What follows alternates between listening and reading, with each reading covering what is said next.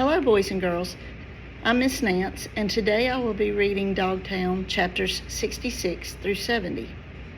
Chapter 66, A Discussion with Mouse. Mouse wasn't happy with me.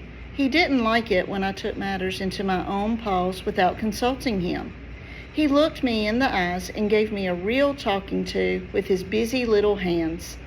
There's nothing like getting bawled out by a 3-inch mouse. Mouse kept pointing to his wrist, which meant we needed to get back to supper time. He had mouths to feed. I had to be back too. It was Wednesday poker night. Mouse seesawed his head. "We'll be back before lunch," I said. "We'll wait for front desk to go to the restroom, and then we'll duck back inside. No one would miss me. Dogtown was a pretty big place, and I was always moving around." Mouse nodded.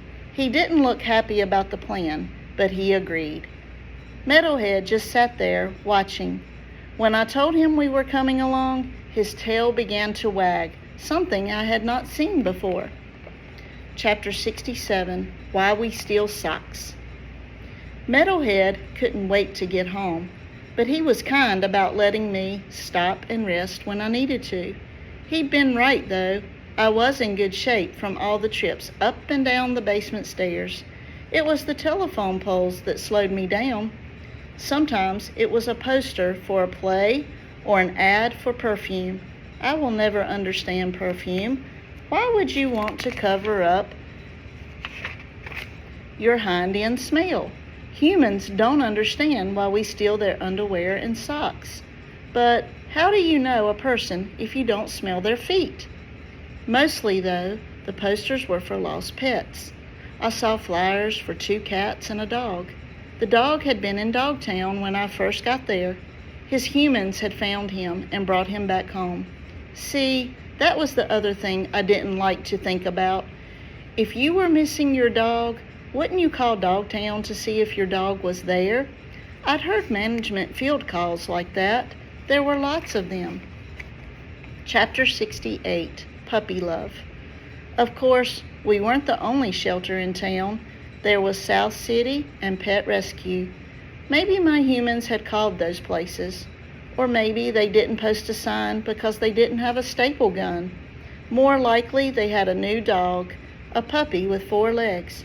He was probably sleeping in my bed, eating from my bowl, and getting petted by my people. Thoughts like these stung. I wish I could stop myself from thinking them. Chapter 69, The House on Spring Valley Road. The trip went quickly. The second I'd get tired, I'd see another telephone pole, and that would get me going again. Meadowhead was so confident that I began to wonder if the situation with robot dogs might be different. You didn't have to feed a metal dog, fill his water bowl, or take him on walks. If you got tired of him, you could shove him in the closet. I'd heard management talking about how hard it was to find old robot dogs when she started Dogtown 2.0. On the other hand, closets got full, didn't they? And somebody had given up Meadowhead, hadn't they? Anywho, I stopped worrying about Meadowhead. Clearly, he knew more than I did about the lifespan of a metal dog. After a while, Meadowhead began to prance on his clunky metal paws. He was so excited, his tail was sticking straight up in the air. We were getting close to a yellow house with a white picket fence and a wraparound porch.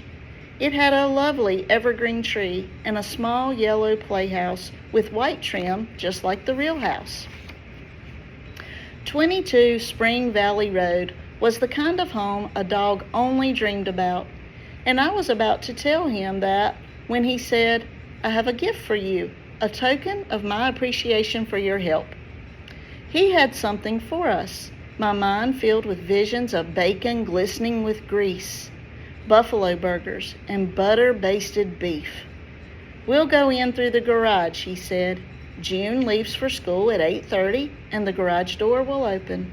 That worried me. Why wouldn't we go in the front door? But then I thought about the gift, which might be table scraps.